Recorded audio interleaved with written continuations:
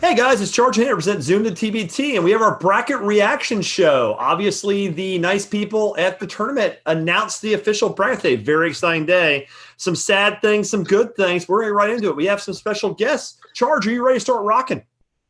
Yeah, no, absolutely. Like you mentioned, reaction show today, TBT 24 teams, but just shout out to the ESPN team. Those guys just did a tremendous job presenting I believe the quadrants, I believe what they're calling it. We're calling it pods, but tremendous job from the team in there. The insight, the analysis, the detail was fantastic. The folks on the TBT behind the scenes putting that together, just amazing show. So, yeah, I'm ready to do this, and we got some great special guests, and I see Matt just got in, so perfect timing to introduce our guest. Let's introduce our guests, actually. Let's do that now, in fact. So, with that in mind, first guest is Mat Shelton-Eide. Matt, welcome to the show. Fellas, it's great to finally meet you guys. Very exciting. Former GM and hopefully future GM of Ram Nation, 4 seasons as a GM, a 2-time quarterfinals, so 1 Super 16 run, 8-4 record, very well known in the community. And also, Charge, who's our other guest?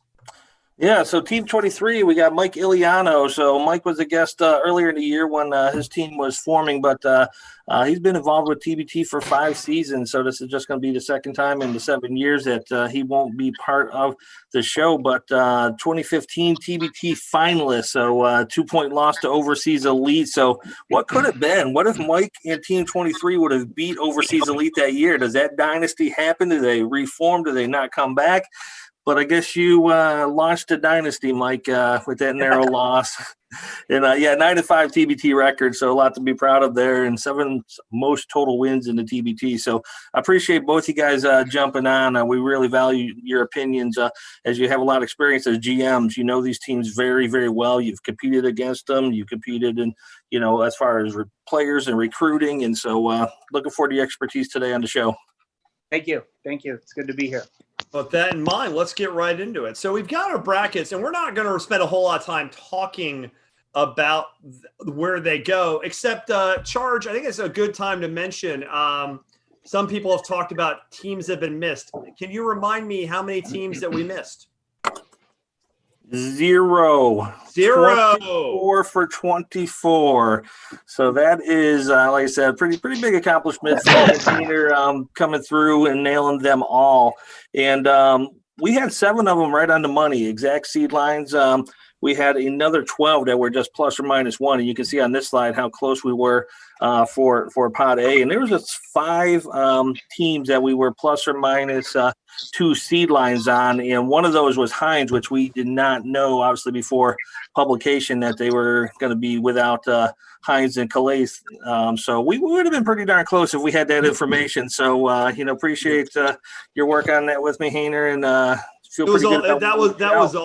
was pretty much all you, to be honest with you. But I'm just here to be a pretty face, or not so pretty face. But let's get into the brass in these games, because I think we're starting off with a really great matchup. But one of my favorites. I am an Illinois alum, so seeing an alumni team based around that with House of Pain against one of my real favorite teams is a team I'm really high on, maybe the highest in this conversation.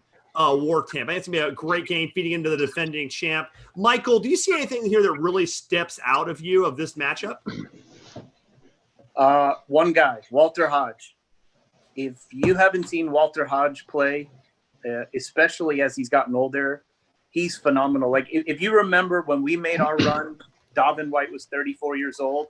Walter Hodge. I remember when we lost so Michael's. I think he's the sleeper player here. Okay. Yeah.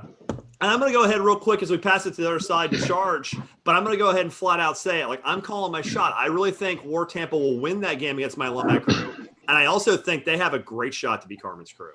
And with that, I'm going to pass the mic. I'm starting off firing. I'm going right to Charge. Charge, what's the right side look like?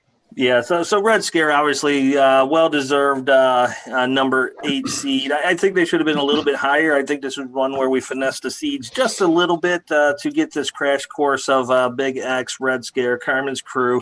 You got your Ohio teams there. You've got your Big Ten teams there. And so they're going to take on the winner of Big X and Jackson, Tennessee underdogs. Both those teams have been a lot of conversation around both of those so far. And I know you're going to talk a little bit about Big X and maybe in a little more detail later, Matt. But what do you think about this side of the bracket and Pod A as a whole? Was that one question was for me? Yeah. Okay, Matt.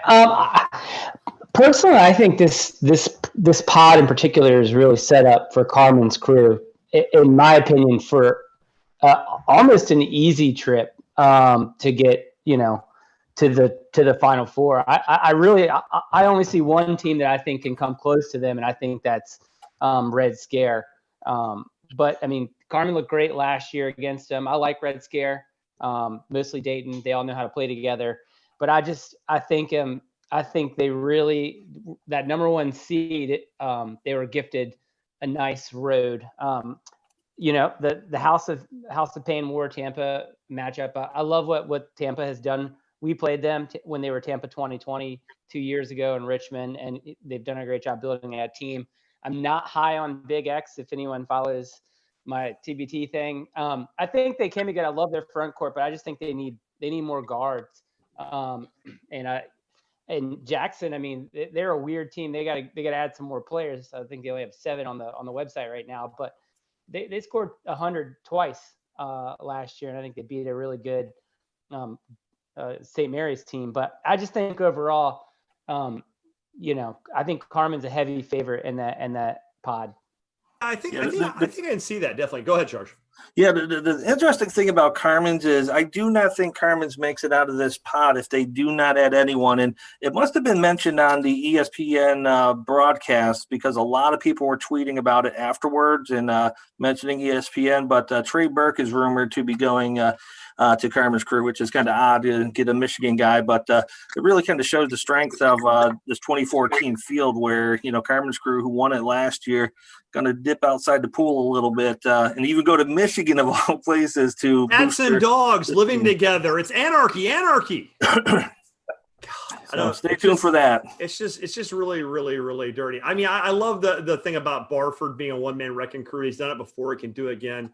I like Red Scare a lot. They're a real dangerous team. I think Tampa will beat Illinois, and I think Carmen's legs might. They're so good. They're so good. But I think without the home court advantage, maybe the legs of Tampa give them a chance. Mike, anything you want to add to this one? Or you want to move on to the next slide? Actually, I kind of agree with Matt. I think that this of all the pods is probably the easiest pod, and it looks like it's set up to be a lot of Big Ten madness going on there. Maybe some overseeding, but I guess that they did it to get the matchups they wanted. But I agree. I think at the end of the day, Carmen's crew finds a way through. Enough. Okay, on to Pod B. And this is sort of a really interesting pod, I think, because you've got a team we're all very high on, the Golden Eagles, multiple deep runs, Diener, Bucks, a lot of really great scores, a lot of real talent. Against one of the more odd parts of the bracket, you've got CP3, a late ad, obviously a very talented roster around the NBA future Hall of Famer, with one of the real surprise teams, which we were correctly able to call, but kind of a shocker to have the Mid-American Unity in there. And this sort of feels like this game, and they're both proud teams. There's not a team in here that's not dangerous, but it feels like this team is going to just be an appetizer that the Eagles are going to feast on. Mike, is there something I'm missing there, or is it really what's going to happen? I think you should give CP3's team a little more credit. They won 2 tough games last year, and if I'm not mistaken, if you go back to the game against Team Hines, they were winning going into the Elam ending before Mike James just kind of lost his mind and went unconscious. So they were a hair away from getting to the Final 8. So I wouldn't sleep on them. Fair enough. And Shards, what do you have on the right? There's also a very dangerous side over there of a very underseeded team, I see. Yeah, this is going to be an interesting side. So Eberlein climbed up and grabbed that number 5 spot and got that first round bye. And if I knew Hines was going to be struggling with players at the time of our last bracketology, I definitely would have bumped Eberlein up to the number 8 line. It's one of those ones I was definitely surprised by the 5. We'll talk about that in a little bit of a later slide, but these guys are finalizing their roster right now. They're getting some good chemistry, and the way it's going this year, apparently we can call them an LSU alumni team because they have 3 guys, and I think that's the new rule for alumni teams, but we'll have to see what Matt does with it from a marketing standpoint. But they're going to take on the winner of 12 and 21, who's Team Brotherly Love and Stillwater. And I know, Matt, you're a big fan of Brotherly Love, so what are you seeing out of those guys, and what do you think of this pod? Yeah, I mean, that was such an interesting second round matchup for me. I had Brotherly Love moving ahead. I think Stillwater, they're new to this. Brotherly Love, they obviously went on a run last year, but the season before when they were playing under Talladega Nights, they upset a really good Sicklerville team full of pros, Charles Jenkins, a bunch of guys like that. So I'm very interested to see how this rebuilt Eberline Drive team preps, for a Brotherly Love team that is a real team, and they're gonna have real chemistry. Plus, they added Khalif Wyatt, who I love. That's a sneaky matchup for me. I actually have Brotherly Love pulling the upset. That's such a tricky just pod in general. I actually think that CP3 team could be a sleeper as well. Because, I mean, Des Wells added to a team that almost beat Team Hines last year. So yeah, I think you could get some of your, CP3 and Brotherly Love. I think those are 2 teams that could be double-digit seeds that could really sort of upset the bracket, real bracket busters. Yeah, this one's going to be fun to watch. Mid-American Unity, I do got to give those guys a shout out from Northeast Ohio. So looking forward to what Mike Perini and some of his Kent State guys do here. But Chris Evans was a really, really nice ad and a charge guy, so that makes it even cooler. Demetrius Treadwell, nice big man. So, congrats to them getting in. Like I said, they were one of the ones that wasn't on the radar for a while and then crept up the past couple of weeks. And looking forward to seeing my hometown guys playing TBT 2020. I gotta add to that too. Got 2 former Ram Nation players on there with Chris Evans and Romeo Travis. So those are my guys, and they're hoopers, and they have some extremely experienced guys on that team. So they could pull some upsets too. You said that though. I think you go into the thing because I don't think anybody questions the Mid-American Unity's talent, but I mean, you said experience. You said very experienced. The next step is an old folks home. Are they a little older of a roster? Like, can they be run? Can they be pressed? Can they be worked? Yeah, they are. They are an older roster. But as an old head, it's going to be fun to watch. To answer your question, yeah, I think they probably could. But I mean, these guys are playing extremely high level ball right now. Absolutely. Still, so there nothing they will see will be new to them or surprise these guys. Yeah, that makes sense. Mike, anything that we're missing here? I'm friends with Matt Mitchell, Eberline Drive. He's a great guy. I think he's one of the better GMs in this event. Honestly, from what I hear about who they're going to have as a coach, I would be really excited. And personally, I think he'd be the best coach in the TBT. So if that pans out, then I would really – this is a team to worry about. Yeah, from what I'm hearing too, and I also won't say who it is, but I'm hearing that that's the coaching thing was very interesting to me personally. I thought it was a fascinating concept of what I've heard.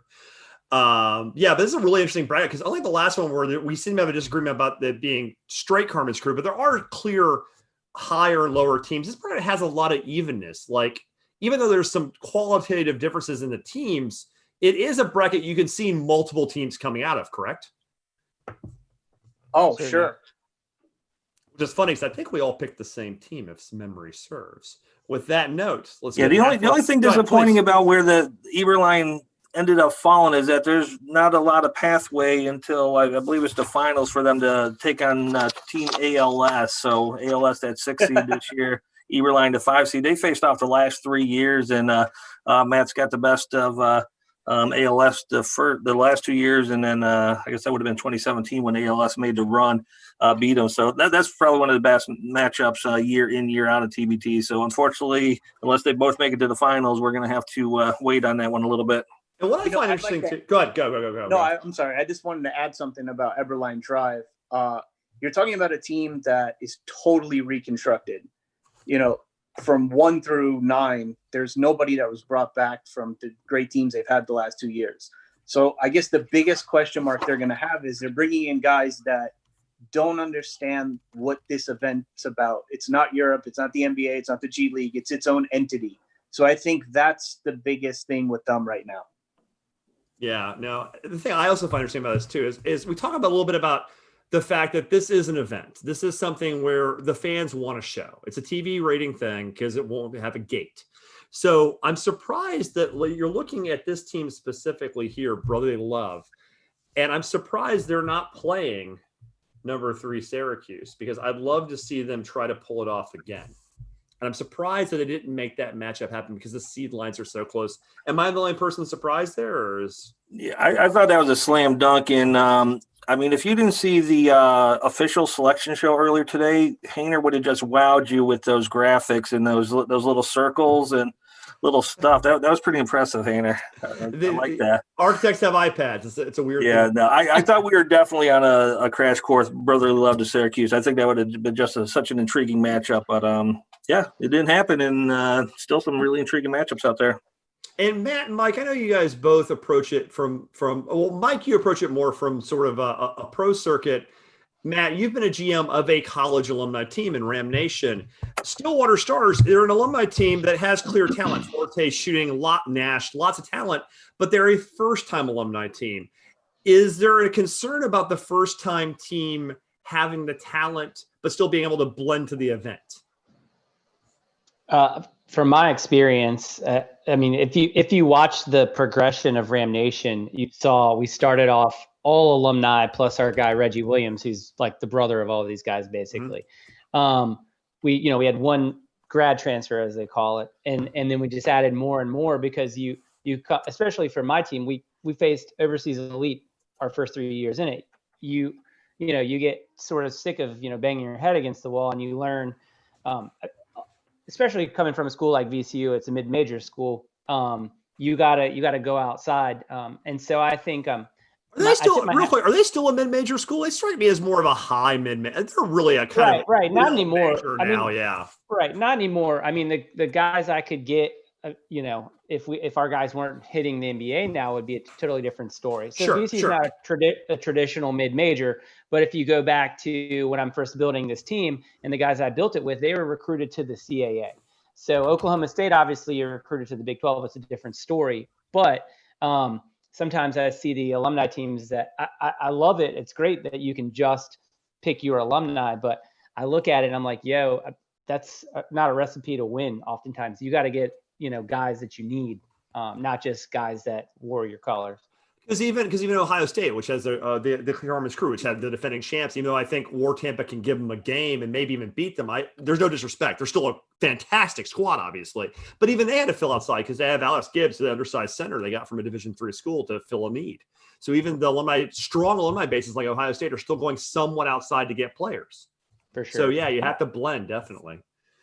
So, any other thoughts here? Should we go to the next pod? Let's hit it. Let's keep going.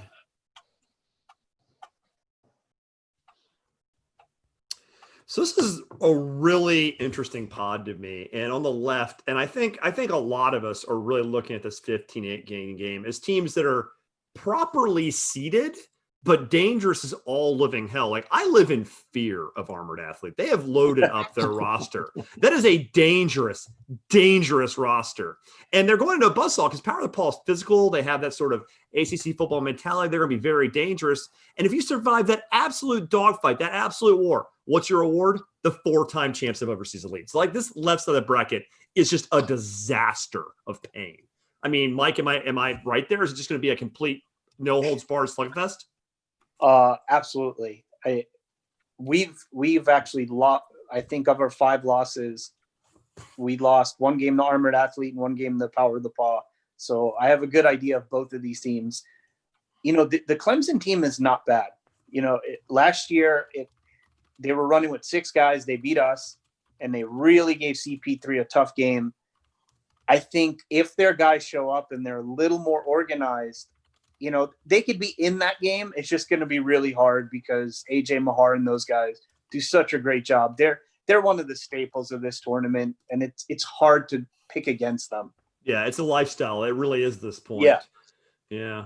Charles, what we got on the right? We got some really interesting storylines on the right, from famous boxers to the battle for the country roads. What do you got over there? Yeah, well, just real quick on the left, how in the world were we talking about Armored Athlete as a bubble team just 2 weeks ago? I mean, that just kind of shows how quickly this thing was evolving right down at the end here. Some of the bigger alumni teams, we got word that we're dropping out, and those are some of the guys that we had against Armored Athlete, but they weren't sitting on their laurels. They go out and get Dominique Jones, they get Courtney Fortson, and just build a juggernaut over there. So I can't wait to see what these guys could do. But on the right, like I said, this is just insane to have Overseas Elite, the Money Team, and Armored Athlete all in the same pod. These are premier non-alumni teams, so they're going to be going at it. And then you stick kind of this Best Virginia, heard that, Battle for West Virginia in there. So this is going to be probably one of the more exciting brackets from just a gamesmanship perspective. I think the quality of play is going to be high level. The rivalry but with Best Virginia, heard that is going to be high level. TMT, I know a lot of people, and maybe Matt on our call joining us very high on TMT. And, if they show up with the right players, and I think they have like 45 players on their squad right now, so they're going to need to reduce that a little bit. So why are you so high on TMT, Matt? I mean, if you just look at the roster, it's a EuroLeague team, a fringe NBA team. I love it. Also, my guy Peyton Aldridge is on that squad. I love his game. I really wish Kyle Wiltshire was still with him, but I just think if you just look at that, especially when they had Wiltshire, I mean, from 1 to 5, everyone can hit threes, and you look at a team in your way like Overseas Elite, you'll have to beat. That's the kind of team that does it. Ram Nation, when we almost beat Overseas, we were up 10 on them in the second half, is because we couldn't miss from 3, and I think that's the kind of team you need. So I just think they got shooters everywhere. They have massive, extreme high-level experience going up to the NBA. I'm curious to see how they whittle down this roster, because I believe they're over the limit at the moment. But, I mean, they have such, they've got TBT experience too. So I like them because I think they're a smart team, shooters everywhere. And also it's a new team. It's fun to root for those. So sure. I kind of hitched my wagon to them early on, and I'm hoping not enough people do. So my fan payout will be larger. Yeah, and they're actually featured on Inside TBT, the official podcast of the basketball tournament. So if you want to get to learn a little bit more about Jordan Crawford, obviously he's got the connections with Floyd Mayweather and what they have going on. I haven't had a chance to listen to it yet, but definitely will, and to Charge Guy as well. So even more reason they're 25% more likely to win based on that fact. Cohesion's a question, though, right? New teams, and they're basically somewhat of a reconstructed for that team, obviously.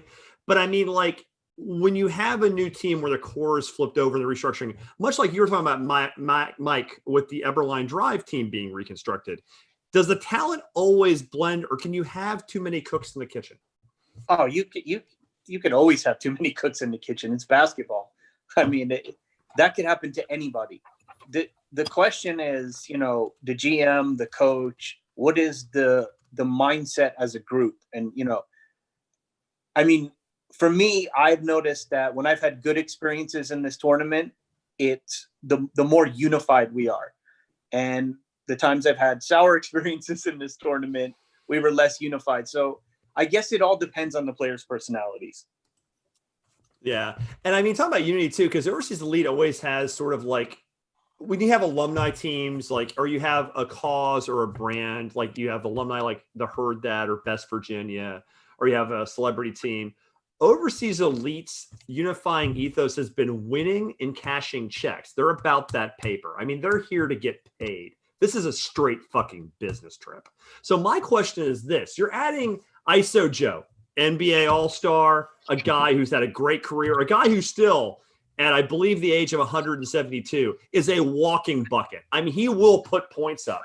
But is adding a guy like that, could it suddenly affect the winning chemistry the Overseas Elite has had? I actually think more than that, it's nobody seems to want to talk about Overseas Elite without Kyle Fogg and Eric McCollum. And to me, without those two guys, it's just not the same team. It's a very good team and an elite team, but without those two guys, I think that's more of what's missing from them than just adding a Joe Johnson. I don't think the Joe Johnson factor is as big as losing those two. You still got Kennedy. You still got Kane, though. You still got some real dogs. So like, I wouldn't bet against them, but you got a good point there. That's fair. I mean, Matt, what are you thinking here? Well, I mean, I think the big thought I have on Overseas Elite, as a guy who I guess we've played them more than anyone. I mean, we are the Buffalo Bills. We're like their Buffalo Bills. They beat us every year. But the thing that, just as a GM, I think they were like kind of one of the only Overseas Elites when they were first getting going and winning. By that, I mean, these are extremely high level European players that they're not worried about this alumni connection. And then what happened is you have Team Hines, you have the money team, you have a number of Overseas Elites now is what it is. And so it's just the competition has greatly increased. And so I think I think Fogg is huge. McCollum, those are huge losses. I mean, they ate us alive. But I mean, Joe Johnson, come on, I just think it's just about the competition. It got so much better around them. I mean, when you look at previous paths to the Sweet 16 or Elite 8, there's total gimme games, especially now considering we know how that team is built. There's no chance a lot of these like teams made up of D2 players or whoever are really going to beat them. And so I just think that's the thing. The thing is just the field has just gotten so much better, and they're just not automatic anymore. That said, it's a coin flip for me between them and money team, and that I still think they can win it. But I'm curious to see how Joe Johnson one shows up and two approaches it. But I feel like everyone they plug in just kind of fits in and they do their thing. So they're proven to make that not a non-issue. Yeah. I mean, I see a really bunch of dangerous teams here. And I think it's funny because the teams in this bracket, and they're all good, but the teams in this bracket that I think have the least chance of advancing are really that Best Virginia Herd that game. But it may be the most entertaining game from a pure one-shot thing, because there's going to be one side going balls to wall in defense, pressing, playing 94 feet, and one team where it's like if it stays in someone's hands for more than a second, it's going up. That game very well might be – they won't need a shot clock in that game on any level. There won't be a possession more than 10 seconds. Well, I think that's I think that game has upset a lot of teams that wanted to get into, because there are a lot of people that think that is why Herd is in, and I probably agree with them, to be honest. Yeah, I mean, Herd's a good team. So and I think it's a good time to just mention that too. Like, if you're in this field, you do belong. It's not a question of if you belong or not, because every team here is good enough to be in the 24. The problem is there's like 40 teams that are going to be in the 24. And how do you call those last four spots? And we'll talk about that a little bit more in depth when we get to sort of the cut slide, because there's some teams that really belong in. And does it come at the back of a Herd that or an MAU? Is that what has to happen? But a really dangerous, heavily non-alumni pod. And we got one to go. And this is my favorite, actually, to talk about.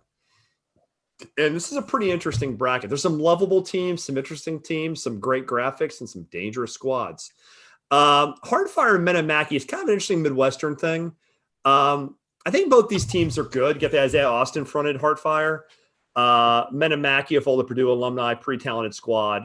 But I think those teams, and they're both good. Let's be very clear. They're not bad. But I think Boeheim is going to probably make relatively short work of them. There's just too much shooting. Adding Leiden and Malachi Richardson to that team, which is already a perennial Super 16, quarterfinal 8 type team, is going to really advance them even further in the bracket. I think it's a fairly safe bet. Mike, am I understating this? No, I think that's a fair assessment. Boeheim's Army has the best team that they've ever had in this tournament. The only thing that's going against them is that they're just not playing in front of fans. So they're just going to have to rely on their own energy. But to me, I just can't see them not winning that second game. Yeah, and I think on their own energy, Eric Devendorf will probably spark plug him out. And he's going to be surrounded by the best shooting squad of people he's ever had. On that, like, they're just going to run a lot of 1-4 high. They're going to have Leiden come out, set that screen, and spread it with like Richardson, Dante Green, and all that shooting. I mean, it's Gillian from long. They're going to have to play 5 out. It's going to be a nightmare to cover these guys. Speaking of nightmares to cover, guys, Charge, that right's got a few things that are tough to cover too. That right side looks amazing to me. So I know somewhere in the comments we're talking about maybe giving Boeheims a little bit of an easier path, but that ALS team is just really, really good. I know you say I tease you about being the Diamond Stone fan club president, but I just love Casper Ware and his game and what he brings to this team. Tyrese Rice, the guard play is just going to be amazing. And we'll talk about them a little bit later in a little more detail because I may have them going very, very far in this tournament. So I'm going to save some of that thunder for there. But even after that, you've got Team Hines, which, Calais, no Calais, Hines, no Hines. This team is still going to be a really, really good team. And that was all the Twitter buzz this week as well. So we heard that. And Hines, obviously a powerhouse team, but people want to throw them out because Kyle's not playing, but that's ridiculous to me. They have a great team. They deserve to be in. They're stacked. It's going to be great. And, of course, my guys from Sideline Cancer. So here we are supporting Sideline Cancer tonight. I recently moved, so I don't have mine. I was also given one by Billy Clapper. Thanks, Billy. But mine is in somewhere over there. Somewhere in a box. So, if you guys follow us, obviously, I'm just very much a fan of Sideline Cancer based on my personal situation. But every time we have one of these, I tell you how good this team is. It's just a team of good guys, unselfish guys, high-level pros leading their league's MVPs. They just had an artist recently. I know Billy's on the search for one more guy, and this is a team you cannot sleep on. So even though you see this Hines versus Sideline Cancer, obviously Hines is going to look a little better on paper, but there's some question marks around that roster and this Sideline team. Even if their best team shows up, you got to throw that 22 seed out the window because I think they're going to make some noise once again this year. So, Matt, what do you see on this pod? And this pod is pretty tricky. Hines, again, even with the losses, the guys they added, it's ridiculous. I wish I could lose players and, add basically the 4 new guys they brought in, Ethan Hatt, I've got Denman, Peters I've been trying to get for a couple of years. Eric Griffin, he's got TBT experience, obviously can hoop. It's interesting. It's challenge or team challenge ALS. Tyrese Rice. I love that he's finally in this Richmond, Virginia native. So I'm curious to see how such a loaded team like that, how they will do, especially if Hines can get through that can match them talent for talent, in my opinion. But we'll have a game under their belt. That's a one case on this bracket where I like the team getting a warm up game, but it's brutal. Those round of 16 games and that are, I think, probably some of the funnest to watch. And I actually think Heartfire is such a sleeper. I'm assuming Homer Drew will be on the sidelines, but I like all the Baylor players they brought in. They got some shooters too, so I want to see how they get up over that zone. And maybe they could put a scare into Boeheims, but that's just a really, really tough pod. I think that ALS Boeheims matchup, or the ALS Hines matchup, or excuse me, the Boeheim ALS or Boeheim Hines. I'll get there eventually. It's been a long day. I think that's a thing. I think what's really interesting too is I want to just touch on the fact that Sideline Cancer. I think we all agree Hines will probably win this game, but I think they'll know they were in a game. I fully expect Sideline to make them. I mean, I like ALS against Hines, not because I like ALS straight up against Hines, but Hines is going to go through a meat grinder just to get to ALS due to this bye situation. It's a good time to mention, do the byes really have a huge advantage in a short tournament? Mike, what do you think? No. I actually agree with Matt. I think that playing the game and getting your legs under you, especially if you factor in the fact that guys haven't been playing because of the virus, I think playing that game is a huge advantage. I mean, honestly, I think this is the toughest pod of them all, by far. It's the flattest, right? Because all the teams are dangerous. There's no weak sisters. Everybody can probably overperform their seed. So, they're all good teams, correct? Yeah, definitely. I mean, just to get Sideline as the 22nd seed after, they went into Wichita State in front of 10,000 Wichita State fans and sent them home. And now they're gonna go to Columbus in front of no fans. And so maybe, yeah. Right. And so that's going to be interesting to watch. A random note too, I saw that they shot 50-some% from 3 in the game they lost. So Yeah, They bring it even in the losses. Sideline is what I like to call the house money team. You know, like they know they're the underdogs. They're playing with house money. Like, you know, there's more pressure on the other teams to beat them than there are on sidelines to beat these good teams. So you can't sleep on those guys. And Billy Clapper always does a great job. Yeah, no, he really runs a professional program. And I think what's interesting about this bracket is we talk about reasons teams get in, marketability, talent, but also just straight professionalism. And a guy like Clapper runs a tight ship, runs a professional team. I think that's part of the reason, Michael, I'm sure you were one of the last teams cut because of the professionalism you run Team 23 with. So the community needs guys like that and like you and also like Matt to keep this alive. And I think it's great the sideline is going to have a chance to go up against a EuroLeague great bunch of pros and maybe make us all have a little bit of upset to watch. Might be fun. Okay, anything else we need to talk about this slide, or should we start getting a little deeper into this? Now we've talked about the field in general. A little deeper? A little deeper. Let's do it. A little deeper. And actually, it's good time. We're going to talk about the teams that were out because we need to have this conversation because let's be true. Let's talk about this. There's 24 teams in. There's multiple ones that really needed to be in. This is a 64-team full tournament. It always happens, and we love it for that. It's been more than 64 before. They've been 72. They've had play-in weekends. They've had jamborees. And the need for basketball and the appetite among this community for this event has grown. So they take 80 teams that deserve to be in 64 and to cut them to maybe 40 or 35 deserve to be in 24 was just straight pain. And we actually have guest callers. We invite other guests in, and I think it's a great time to bring in one of the GMs. We have the GM coach of D2, Grant Leonard, who is going to join us now to talk about what it's like to be a standby team. We put alternates down, but the correct term is standby or graphics team. Should have caught that. Grant, are you going to be here? Go ahead, Charge. While you're getting Grant in, this is one of those ones. We're really happy for Jimmy V and D2. These guys really put together some great squads. Jimmy V, especially at the end, they were pushing hard and really going out and finding some players to bolster that roster, and so just really well deserved. And then on the other side, some of these names are just tough. I know Fort Wayne and Gale Nation. We're in the talks right down there to the end. I know Garrett, love what he does. This one pains me the most while we're talking about it. Sweet 16 the past 2 years. So this isn't a team that's kind of had some ups and downs and some blips only when they play the Canton Bulldogs, but that's a different story. But, they've been solid the past 2 years, and this is the best team they've ever put together, in my opinion. And that was probably the toughest one for me. And then Gale Nation, just a solid squad, too. I have a feeling that they're going to get a lot of calls to pull some of their guys over to other teams. So – you got Grant ready, or you want us to keep talking? Grant, are you here, Grant? I'm here. Can you guys hear me?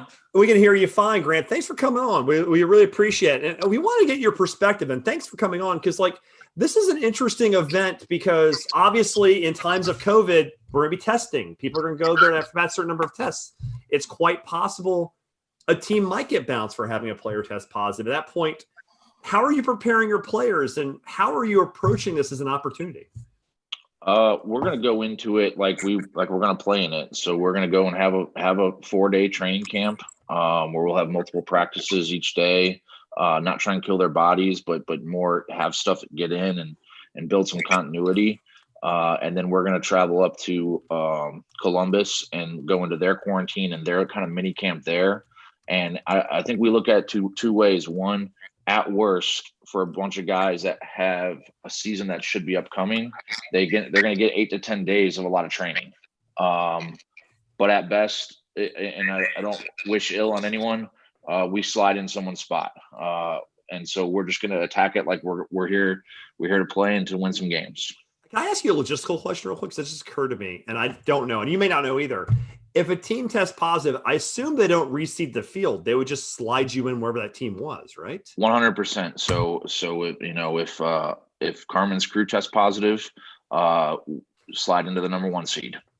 So just saying like that, we could end up getting a bye, which would be crazy. But you can't control what happens and who tests positive, and I don't want anyone to test positive. That is not the goal. But I think that you've seen here just in the last few days, there's a ton of movement with teams, guys pulling out, and if a couple of teams have guys pull out, also that could be a way that a team loses their seed. Yeah, I don't know if I heard it on the call today or not.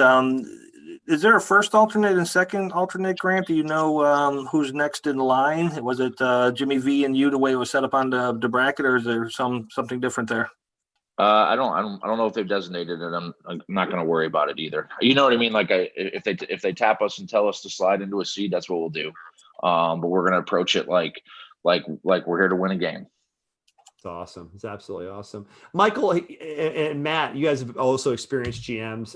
Grant's got a game, and you can see he's got the big upset of Bluegrass Boys, which Chris Foster's already mentioned on the chat. Wasn't really an upset. They were the better squad, which I think Grant would agree with. Have you ever had a situation? I mean, not close to this because COVID has just changed all of our lives, a financial thing. But like, is there even a scenario where you guys have had to like be prepared to play at a moment's notice for a strange reason? Either one, Matt, Mike, either one of you? Like anything even close to this? You got a story, go ahead. No, I have nothing on that one. It's all you, Mike. I'm still crossing my fingers that, maybe they call me next week and I could definitely get the guys together. I know I could. I have the resources to do it. But I think it's a long shot. I think the two alternate teams, they deserve to be there. They're both well organized. I don't want to see anybody test positive, but my rational gut tells me it's going to happen. It's going to happen. I think it's going to definitely happen at some point. Yeah, we're actually going to test our guys before even TBT tests it, so no one comes to training camp with a positive test. And then they stick them like this long up your nose like this, like all the way back to your skull or something. I heard it is invasive, but I don't know exactly. But you don't wish that ill on anyone. But what we don't want to have happen is we have a training camp and then someone tests positive at training camp. I think that would be the worst thing. And so I think all of our players want to be safe first. Yeah. Grant, there's no alternate to the alternate, It's you, Mike. What are they going to do in that scenario? I think also, wasn't there one year, didn't the Vanderbilt alumni team drop out right before? I feel like teams have dropped out anyway. Team 901 had to step up for one once too, yeah. Yeah, both of those. 901 had to step in for somebody. I can't remember who they stepped in for, but Garrett from Fort Wayne had to step in for Team Rondo for sure. And so it's probably happened 2 or 3 times, I'm guessing. I know 2 for sure with 901 and in Fort Wayne. But, yeah, they definitely had issues as when they were the Vanderbilt team as well. Who stepped in for Rondo? Wasn't that? That was Fort Wayne. That was Garrett. Fort Wayne. Okay, yeah. Okay, that's right. They made a nice run too. They were out the agony of defeat, and then they make a Sweet 16 run and on the out cut line this time. Painful, tough stuff. That's kind of a prop bet. Do you guys think at least one of these alternate teams gets in if you had to put your money on it? Yes, absolutely. Yes, I think the TBT people, and I think it's something that I think they really deserve a lot of respect for. I think people are kind of getting lost when some of the teams are getting a little sore about not getting in, because like again, there's so many great teams. Like cutting this had to be a nightmare. I don't envy the committee who did this, but like there's more important problems. Like there still is a virus that's killing hundreds of people and maybe thousands of people again a day. So we just got to get through this. And I'm grateful for the chance to talk basketball as opposed to talk about the virus. But still, it impacts everything. I would think it would be a huge upset if the team didn't test positive. I think the odds are almost 100%. A huge upset. No, I hope all the team. Oh, go ahead, Mike. No, I wanted to add that we have to remember, like I'm speaking from a GM that was probably just on the cut line. Mm-hmm. We have to remember that what TBT is offering us is really special. So if you're a GM and you feel snubbed right now, you have to remember that they're very organized. They know what they're doing. Just the fact that they have given us this gift and they're doing it during a pandemic, I think we got to cut them a little slack on, they made the choices based on what's best for TBT. Me personally, when I looked at it, I'm like, okay, I could see why they did some of the teams that they did. It makes total sense to me. So I just think sometimes, like if you're in that bitter mode right now, you have to remember what's being offered to us here.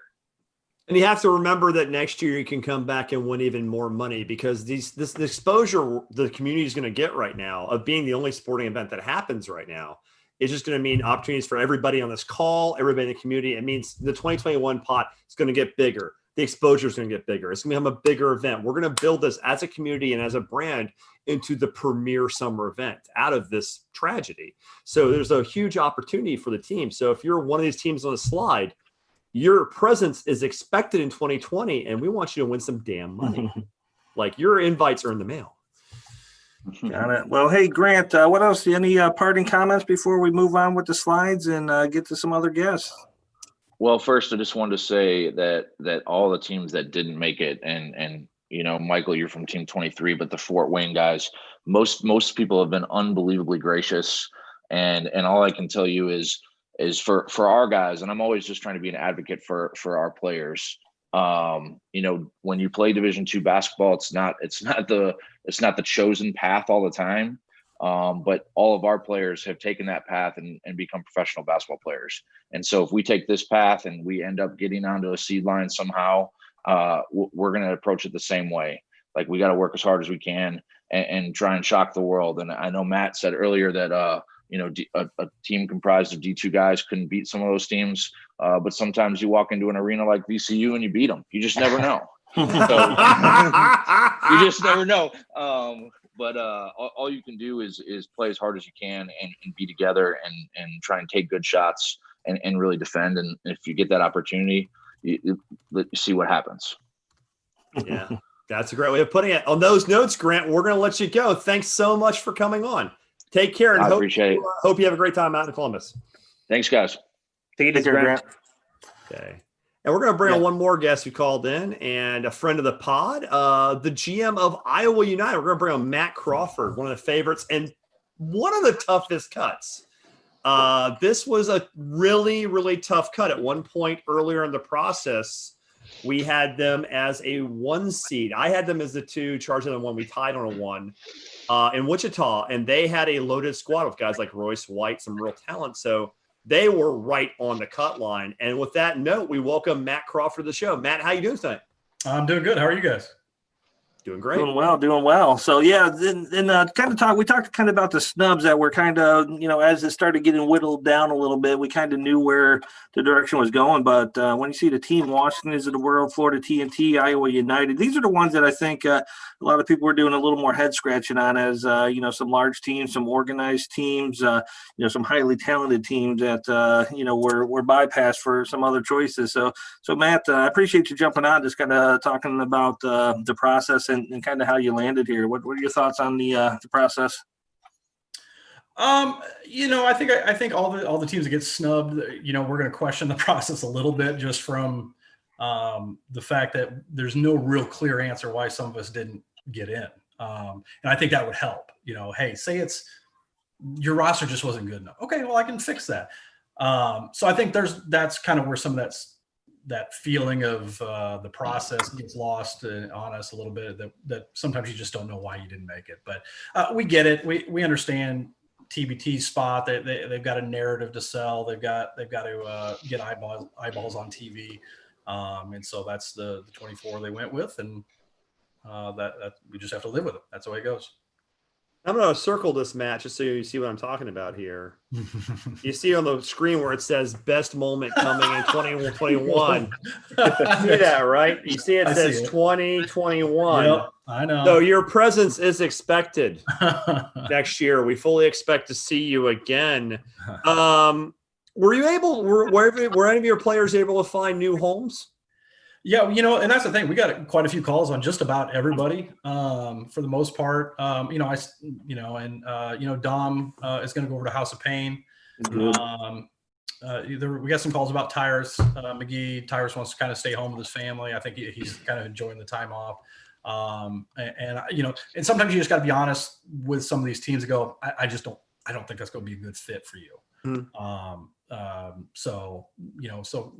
We're pretty honest with everybody that does call. But yeah, we found a home for a couple, or for at least Mike.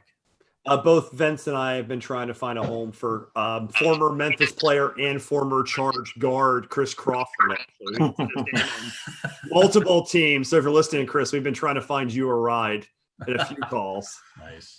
Yeah. Hey, Matt, before we let you go, I know we talked a little bit before the show because you're very punctual. And I know you've done a little bit of research on the brackets. Obviously, you're kind of putting on the fan hat now, the GM hat. You'll determine what happens in 2020. But what's a couple teams that kind of catching your attention right now?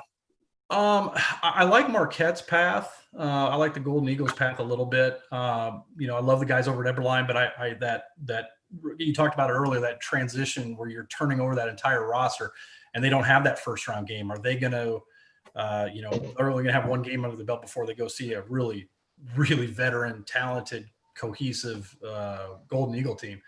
And then the bottom, you guys disagreed a little bit, but I really like Sideline Cancer's path. Getting Hines kind of in flux. And then you get a, challenge ALS. And then after that, it's, Boeheim's Army, who could get a run from Heartfire, kind of like what you talked about. So those are a couple of the ones that I kind of like in those two brackets. And I don't know if you touched on it, but we talked about it a little bit. The one I don't like, oh my God, that Brotherly Love Stillwater pod. Because whoever gets out of there, first of all, that's a brutal game. Yes. And then physical. And then you get Eberline Drive, and then you get Marquette. And then if seeds hold up, then you get Carmen's Crew. That's a tough road. That's a really tough road.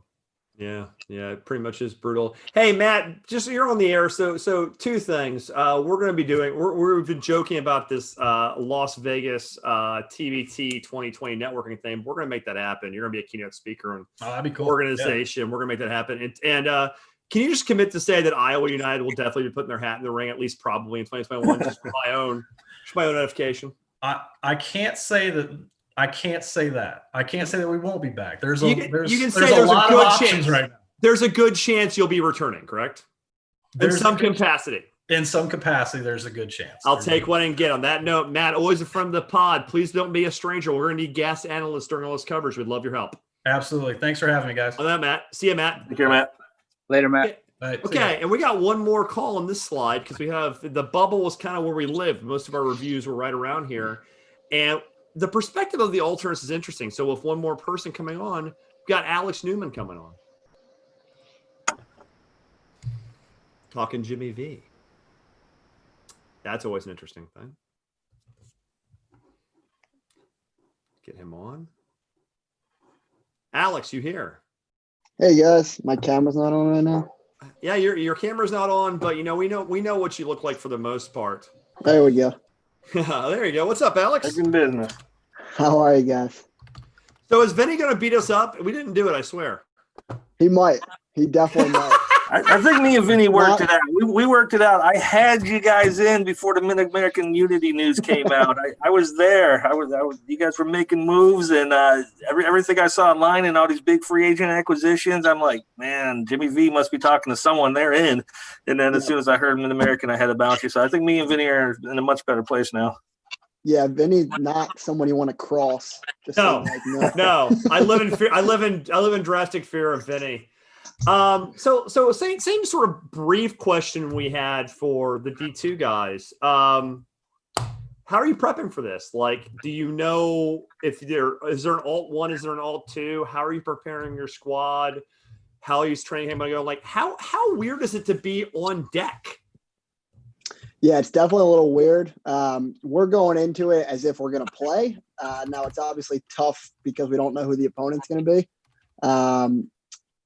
I think it was a tough sell to our guys. I was at least a little nervous in the beginning, like how committed were we going to be with the chance that we might show up for a week and then just go home. But we have a group of guys who really are excited and want to play, and they're bought in. And worst case scenario, and I think Grant said this as well, but worst case scenario, we show up for a week and we have a really elite training camp with a few EuroLeaguers and ex-NBA guys, some G Leaguers, and we go home. We got a week of practice in and we got some gear and we go home.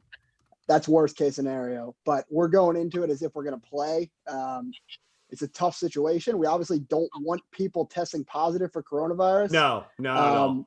But I think if you just look around like the country and like look what's happening with college programs, these guys are going back and testing positive right away, and then they're shutting it down. So I think the chances are probably greater than they are that we're going to end up playing. So we're just going to prepare as if we're playing a game. Yeah, that makes total sense. So you said it was a tough sell. Did you guys actually have any did you guys lose any players to other teams in the interim? So we lost Tillman to Red Scare, which was a tough loss. Obviously, he's a really good player. But we were able to make some moves. We added Marquise Towns from Loyola the other day. So we're good. Still have a full team. Most of our guys were all in as soon as it came up, even with the alternate. So our guys are good to go and they're ready to be there.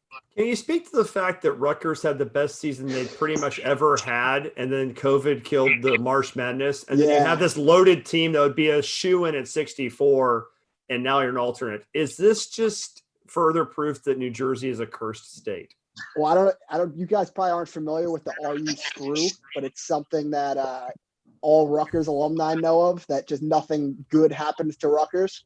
So this is just the latest example of the RU screw. Tournament gets canceled, and then we're the 25th team in a 24-team tournament. So yeah, Alex, I lived in Edison, New Jersey for 25 years. I'm sorry. Oh yeah, you're a Rutgers guy. I'm sorry. Yeah. So you know it's about sad. the RU I know. screw. Pictured here, I have a map of New Jersey right here. Ready? It's trash can. See right here. This is a map of New Jersey. I'm actually kidding. No, New Jersey is great. You're trying to get the Jimmy V guys to like you. It's a New York, New Jersey thing. Actually, it's funny. New Jersey gets a terrible rap. It's a wonderful place. The reason everybody in New York gives New Jersey crap is literally the part we see basically functions as our trash can. The rest of the state is fantastic. Like if you've ever been like outside, like the shore is beautiful. You ever go down to what do you call it?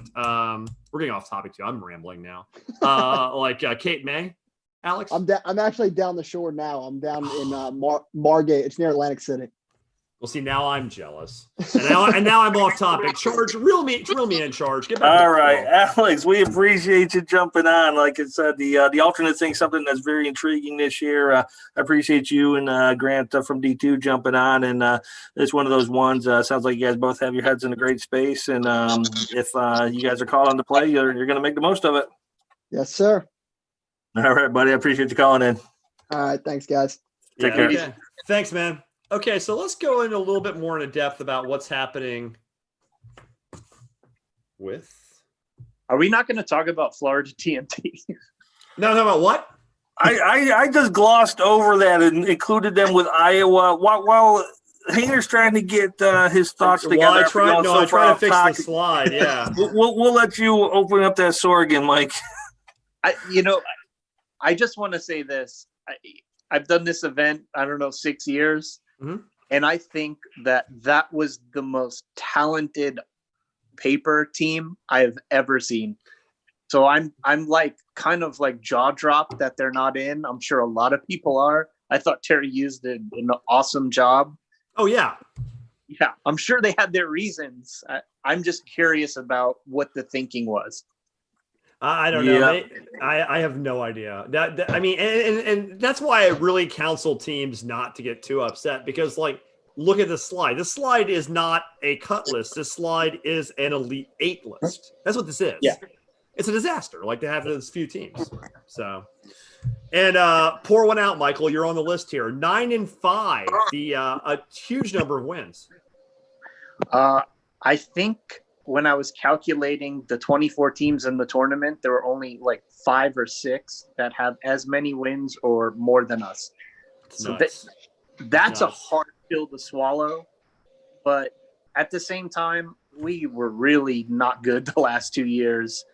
And I think it caught up with us. Yeah. Yep. It happens. Hey, I know you'll be back next year, though. So yeah, you're a lifer. Got 6 teams ahead of you. Yeah, you're a lifer. Okay. We're going to go a little bit deeper, talk about some superlatives real quick. So this is just sort of a fun thing. This is where we're going to just get people pissed off at us and just have a little bit of fun. This is the last couple slides we're going to do. The most entertaining first round matchup. We all picked one. Charge, why'd you pick yours? Yeah, so we've got War Tampa and Illinois. I can't remember. House of Pain. That's what it is. I'm just so excited for War Tampa. Like we said, we kind of talk about Matt all the time. I mean, you said he was like 13 years old, but he's really 24. And just the things he did this year with this team. I saw some blog said they had to merge this team because they weren't organized and struggling. That was the craziest thing I ever read, and so I don't read that one anymore. But Matt's just done a phenomenal job about keeping his core together and then evolving to this Auburn alumni team that just has so much steam. So I'm just really excited for Matt. I'm really excited for the Auburn fan base. They have come out in droves. He sold like 8,000 T-shirts now. He started with like 50, and he's up to 8,000 now. So it's just crazy. So I'm really happy for the fan base. But overall, I think it's going to be a great game. 16-17, obviously evenly matched on the seed lines. Illinois is a great team. They got Matt Mooney and Dom now. And so, I mean, the team looks a lot better than what it was a couple weeks ago. I think it's going to be entertaining. And, I really want to see this game. I'm just real happy for the Tampa 2020/War Tampa guys and their fan base. Yeah, I talked plenty on this show, so we're going to skip my take because Mike and I share a game. So, Mike, tell the people watching why both of us think this Armored Athlete Power of the Paw game is going to be so entertaining. Oh, I mean, Robertson, Dominique Jones, Caddy Lelane versus Gabe DeVoe, Marquise Reed. To me, that's the game of the first round. There's no doubt. I think it's a pick 'em. I slightly lean toward Armored Athlete just because they've done this so many times. But for me, I think the tempo of that game is going to be fun to watch. Yeah, it's going to be physical, but it's going to be fast. I agree. Yeah. It's going to be very fast. A lot of speed. Matt, your game, you picked the widest seat spread. I find that kind of fascinating. Are you the president of the Jalen Barford fan club? What's up here? I'm just curious. Well, I need to see underdogs get some more people on their team page to feel more comfortable with this. But this is tournament basketball, and what makes tournament basketball so fun, particularly in March, is upsets in these first round games. I happen to think Big X is really overseeded, and underdogs scored 100 twice last year. They got a really fun backcourt to watch, and so I just think this has that upset potential, that sort of huge seed upset. So I just think it could, will be entertaining for me. What I like to see in bracket basketball. Yeah. And Josh Brown pretty much, Josh Brown went on the record, said that this 2014 seed will win. So, I like Jackson. I like the story. I just get so nervous that it's riding so hard on Barford. And, like I said, they got roster spots to add. Hopefully we're going to see something that gets them a little deeper, because in the 2014 field, they're going to need more than one guy showing up for this thing.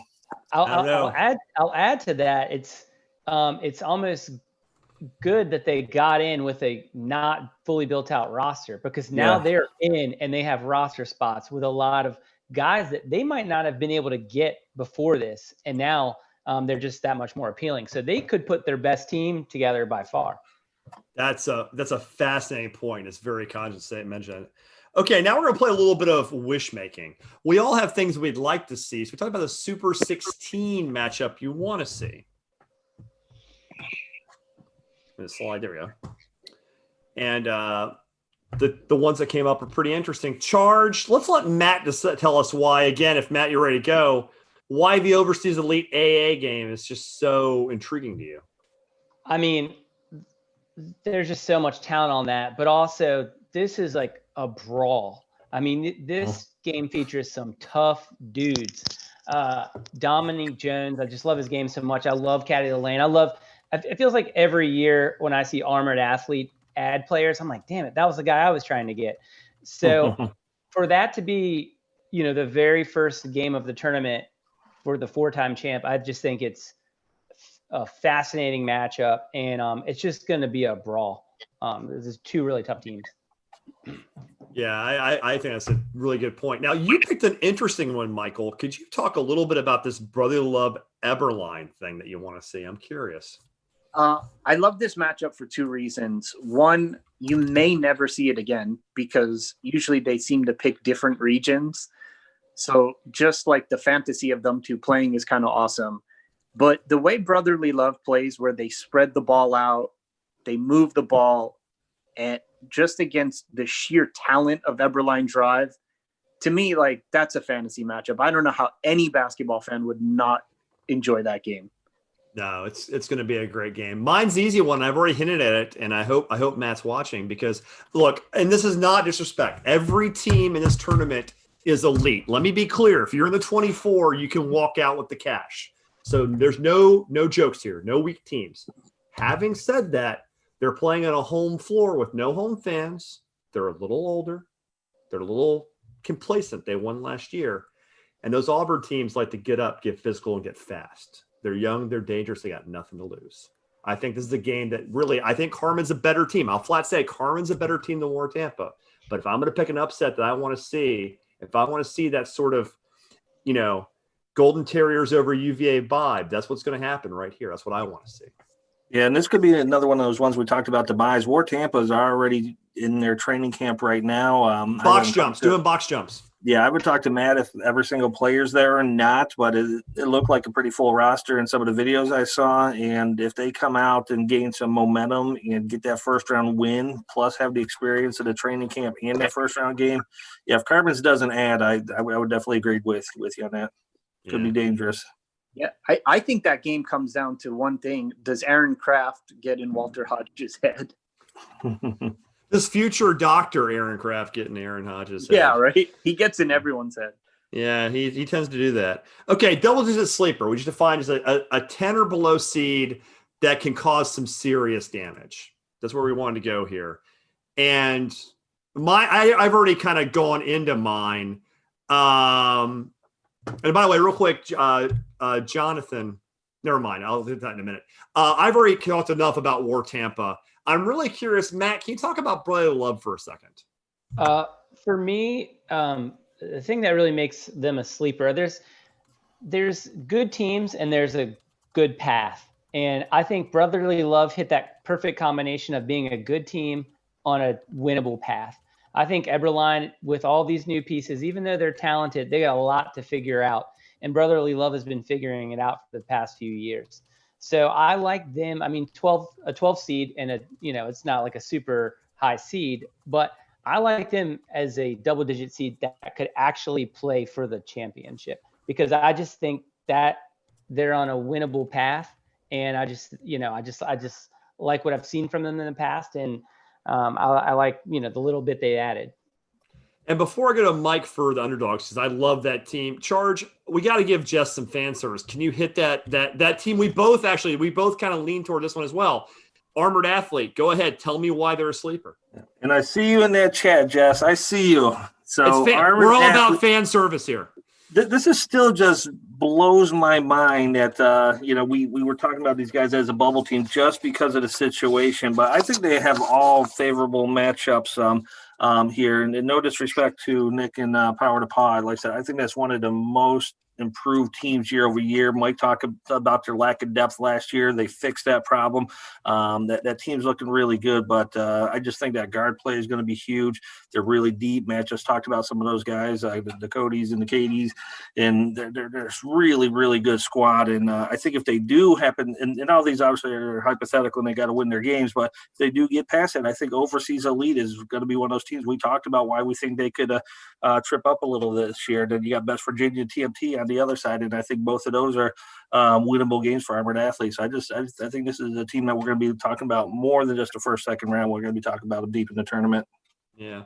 Now, Michael, let's go ahead. You picked obviously the double-digit-ist of the double digits, the deepest one. You win as low as you can go. We were joking with the underdogs on Twitter that they only had to bring one set of uniforms as a 24. You don't have to, so you can save your luggage charges. Why are they somebody to be feared? Honestly, I kind of want to piggyback off something Matt said. He made a great point there. The path of what you have. And to me, Pod A, even though it has Ohio State, is a path where you could do a lot of damage. And, again, it's a house money team. Jackson, Tennessee is a house money team. When you have the best player on the floor, we've seen it for years in basketball. The best player on the floor can just carry a team to win. So I not only think they're going to win the first game, I think they're going to make it hard for a bunch of teams. Yeah, that's fair. I mean, Barford alone can go supernova, and then talent around him can definitely make it happen. I've already talked about War Tampa. Matt knows. I already called my shot, so he already knows what's going on there. We won't waste any more time with that. Most underseeded, the most disrespect. No, that's the wrong term. The teams that, and this is there's a consensus here. So you guys can let me slip Stillwater first, and you guys can talk about Hines because all of you agreed there. I think Stillwater's really talented. I think at 21, they're at least 4 or 5 underseeded. I think that they have a lot of talent, Forte shooting, Nash. They got a lot of big bodies, a lot of things they can run. So if you're going against them as because they're a first-time alumni team, I think that that's a valid thing.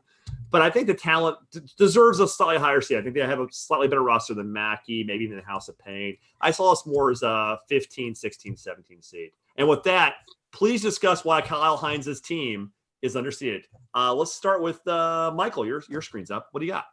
I mean, it's a EuroLeague All-Star team, and they're seated 11th. I mean, does it need to go any further than that? And regardless if Kalithis and Hines play, I mean, man, there's so much talent. I had the privilege of watching them play their games in Greensboro last year, and they were a Final Four TBT team. I mean, 11, I imagine if I was to give an explanation for it, I would say that it's mainly because they were trying to force certain matchups in certain places. I really think in TBT's heart, they know Hines is not an 11 seed. Matt, do you agree with that for the most part? I mean, 100%. There are, European teams that would just kill, European GMs that would kill for this roster. And just what they have coming off their bench, you could make a team out of their bench and they would be in this and they would be a high seed. And so, I mean, it's a bummer that, Hines can't play and Kalithis won't be in it, but they're just so loaded. I mean, everything they added, and now they head into it with a little experience under their belt. Even if not everyone's played in it, these people know what it's about. And I just think that's going to really help them this year. Charge, clean it up. What did they miss? What did our expert analysis we brought in miss? No, they didn't miss anything. I think this is one of those ones where obviously the team looks a lot different without Hines and Calais, but I mean it's a good team. I'm not going to belabor the point anymore. They're going to be solid. They're still loaded. I mean, I want to ask you guys one question about Hines because I was the one that picked him. And by the way, Hines is a great team, so it's not. I just didn't pick him for. I thought Stillwater is just grossly underseeded, but like. Losing Hines and Kalithis, losing the namesake and everything, knowing it's an all-star team, it's not going to be a cohesion problem, but are they a team that could come out maybe flat? Will Hines be there? Will he be there in a supervisory role? Will they have – I mean, they're professionals. So I'm not talking about like pride or any of that crap, but like are they going to have their sort of reason to etra? Like, are they going to be ready to go? I mean, I see Matt kind of has a look on the face like, what the hell am I talking about? Am I talking out my ass right now?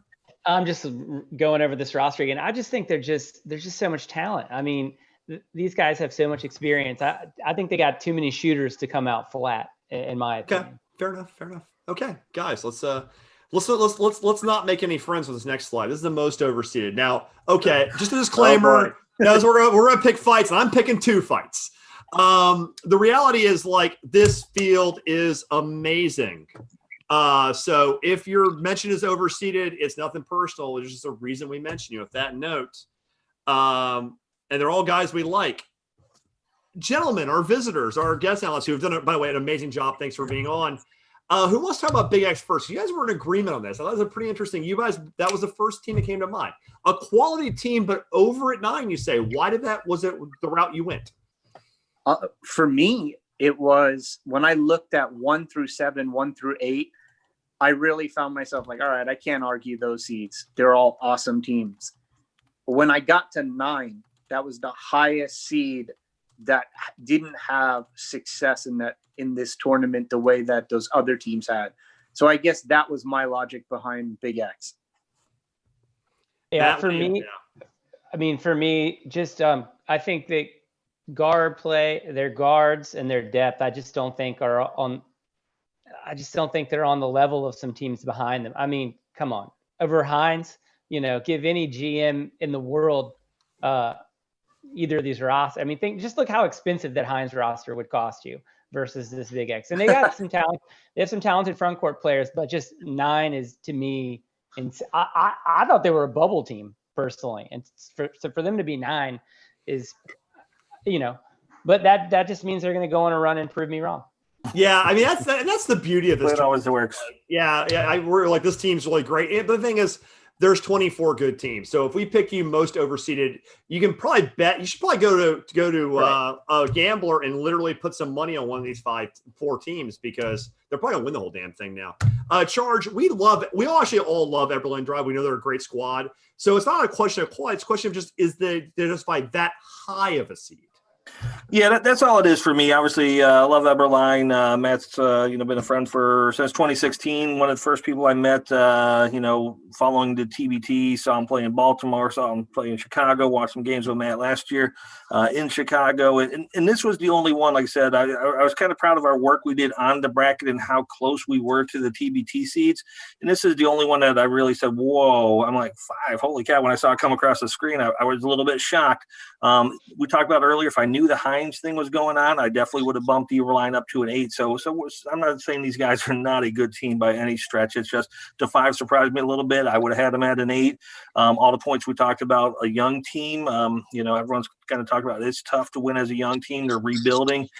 Still a question mark around the coach. Sounds like that coach may pan out, and that's going to feel a lot better than the situation. But that was the only one, because of the way I seeded it and had everything going, that surprised me. And it surprised me that they were a little bit higher than I thought they would be. But they're going to be great. Of course, if you guys follow us, JP McCure, new Charge record, 90 steals. So he's going to be wreaking havoc out there, and Majet and Hannah's. And so there's just a wealth of just G League stars out there that guys I really enjoy playing, and I'll be a fan of Eberlein again this year.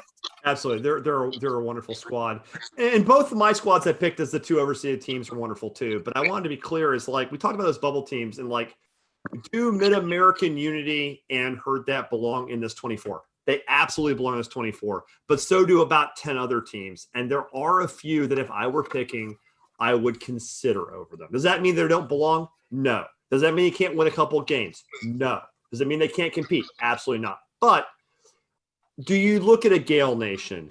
Do you look at a Jimmy V? Do you look at a Fort Wayne or an Iowa United or a Florida TNT over these teams? And I think you may not pick them, but you really have to have that conversation. I think that conversation really becomes very apparent with these 2 teams. Not that they don't belong, but maybe some teams might belong a little more. And I just pissed off Odd, who's a friend of the pie. He's probably going to slap me around now, honestly. Yeah, those are really interesting ones. I think the Mid-American one is probably the one that people kind of head scratch. But, I mean, they have historically put in a team here and been very successful. But you got to remember this matchup against CP3. So you got the LeBron, CP3, Banana Boat matchup here in this pod.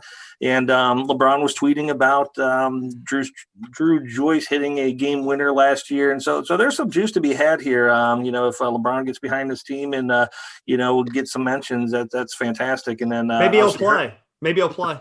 You never know. And then heard that matchup against West Virginia, and I can't remember who talked about it. I think, Mike, it was you talking about how well the TBT is protecting their brand. And if all the right things happen on ESPN, I think at least 21 of the 23 games are probably going to end up on ESPN2 or ESPN. A couple of them weren't listed yet, but it's really about, building the brand. So the people who didn't get in this year, the work that's going in, some of the tough decisions that had to be made long-term are going to benefit everyone who's involved in the TBT community. Absolutely. Oh, yeah. Absolutely. Just to piggyback on that, I mean, we're huge TBT fans, and there are a lot of people. This thing has grown, but to get basketball on TV when people are just so desperate for it, this is a major time for the TBT's growth. So they really, I think, had to go with the storyline route, which I think probably hurt a lot of those teams that didn't get in, but Herd That did. Yeah. It's a made-for-TV event, the Battle for West Virginia, and under that justification. And by the way, they are a quality team. Like, let's not downgrade them. They could walk in and they could slap West Virginia around. West Virginia's a quality team too, but Elmore's get hot. They get some size up front. They win by 20. We all like idiots. So it's quite possible. I'm not doubting their talent, but the brand thing's key. There's a lot of talent and there's a lot of opportunities for future events out of this. Okay, guys, it's time to put our money where our mouths are. We've analyzed, we've broke, we've invited Mike and Matt to help us today. And guys, you guys have been incredible. Thanks so much. Let's just let the picks speak for themselves. You might see some surprises now. The one thing that strikes me is we all picked the Golden Eagles. That strikes me as interesting. Like everybody is like, it's going to be Marquette. That's the one we all thought was going to happen. Yeah, no, just looking at that one there, I'll talk about mine first, but talk about Pod B. I just think this Marquette team is just going to be amazing. Same guys back from last year, plus Darius Johnson-Odom, plus, like I said, I'm definitely on this guy's fan club. I think Rousey has just really done a great job developing into G League last year. I saw him in TBT last year and, was expecting a lot more out of him and just didn't see it. If that Rousey was there last year, that game probably would have been a lot different than what it was. And so I've seen him develop, really love what he's done and love this Golden Eagles team. Red Scare, we talked about that bracket, that this might be one of the easier brackets to work through. And I think Red Scare did some really nice upgrades with Tillman and Pierre. Looks solid. Armored Athlete, I'm just going to be brief on them. We talked about them a ton. We just really like what they've done. And just one of those teams that as a fan and, someone who's watching these games can really get around. And last but not least is ALS. I just think there's too many unique tools on this team that is good. Can't go unnoticed. When you got Ware and Rice leading the guards, you got Stefan Branch, which is just a freak of nature. This dude does it all. He's going to shoot, rebound, steal. I mean, he just does everything. You got some nice bigs and Thomas and Gamble that are, just real versatile, can get up and down the court. Marvell Harris is so underrated. We've seen people, rave about him. And then just so many role players behind that. I mean, we haven't even talked about Sean Marshall, Deshaun Stevens. I mean, this team is just really, really good. And I think has some real unique parts. And when you put it all together, I'm feeling like they're going to be a Final Four and my selection for this year's TBT 2020 champion. Matt, you're really going for this European angle. I want to hear a little bit more about the TMT, how you have them win the whole thing. I mean, it's I filled out a paper bracket, and that side was just a mess. I think I initially had Overseas beating Money Team. I went back and forth between Boeheim and Hines. I just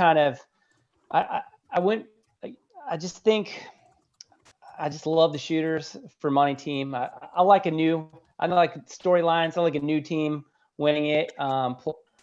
Plus, I've talked to Peyton Aldridge a time or two, so I kind of got to roll with my guy.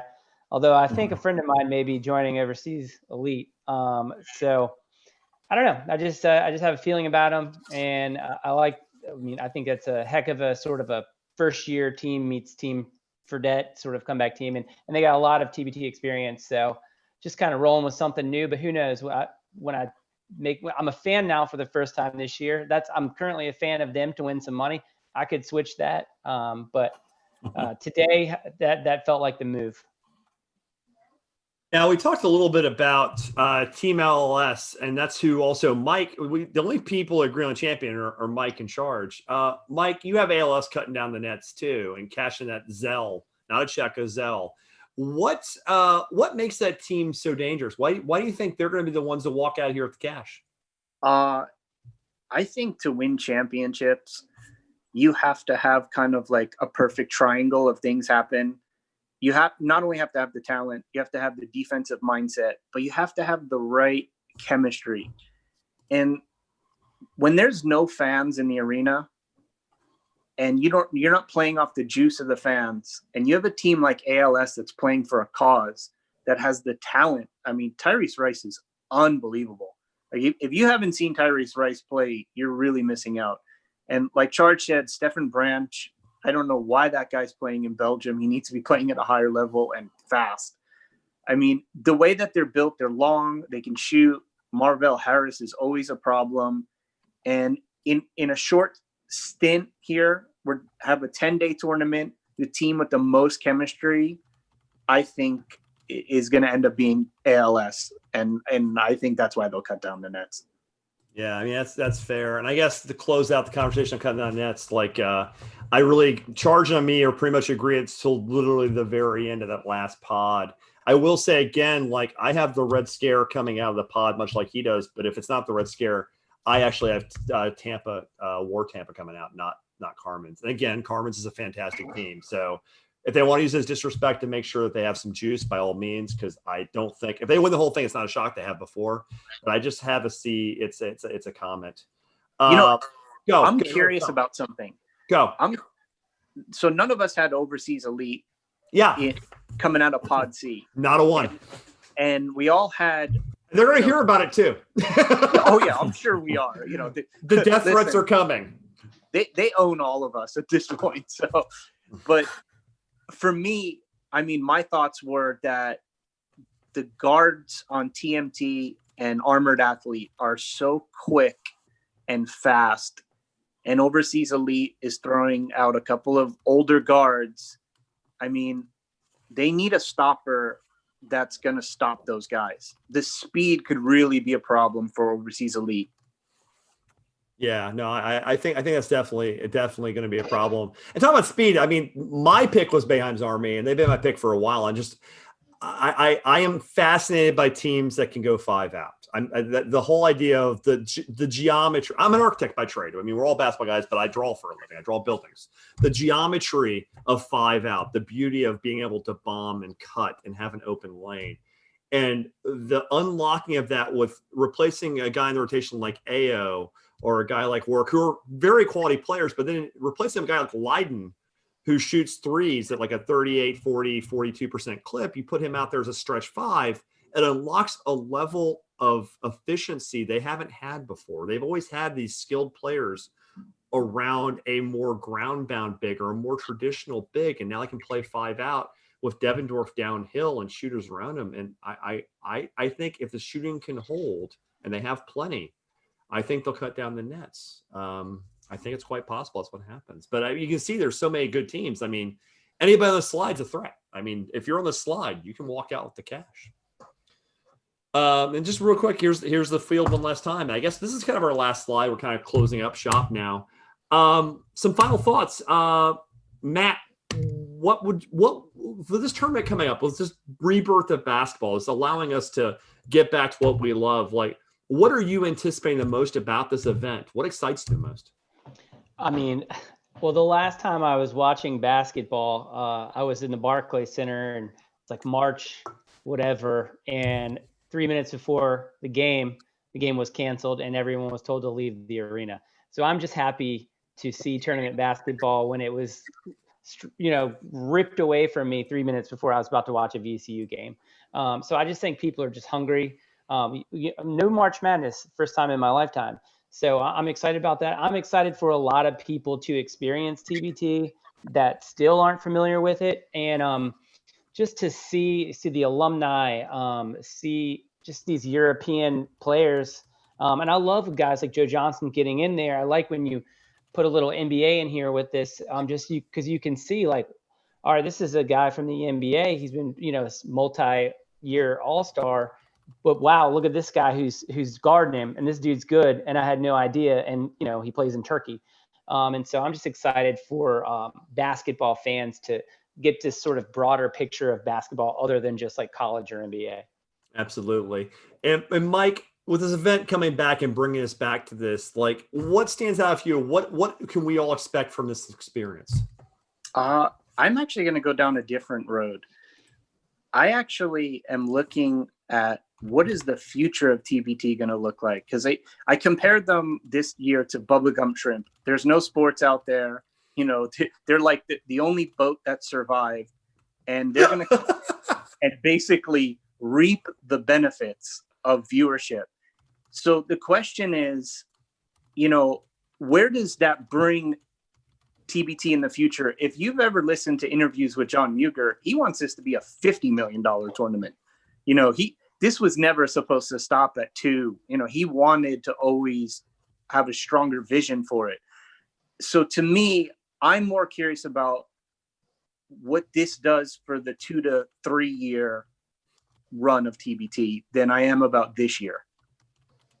Yeah, I completely agree. I think we talked a lot about the opportunities that this will give all of us, because this community, I mean, this is a grassroots show. You guys started your team of grassroots things. John Mugar and his team and Friel and these guys have given us an infrastructure to build around. Like, It's their brand, it's their baby, but we are the people that are going to help hold this up and build it. And they've given us all an opportunity to make this better and better. I want to see Ram Nation again. I want to see Team 23 again. I want to keep doing this with Charge. And I think this is going to give us all opportunities to make this bigger and better together and be a real community of basketball going forward, which would be really beautiful. Thanks for that, Mike. Charge, final thoughts. We're getting out of here soon. So, like, what are you thinking about this? Like, it's going to be crazy. Yeah, no, I think one of the things that had been on my mind once I saw this final 24 is just a shout out to some of the teams from the past.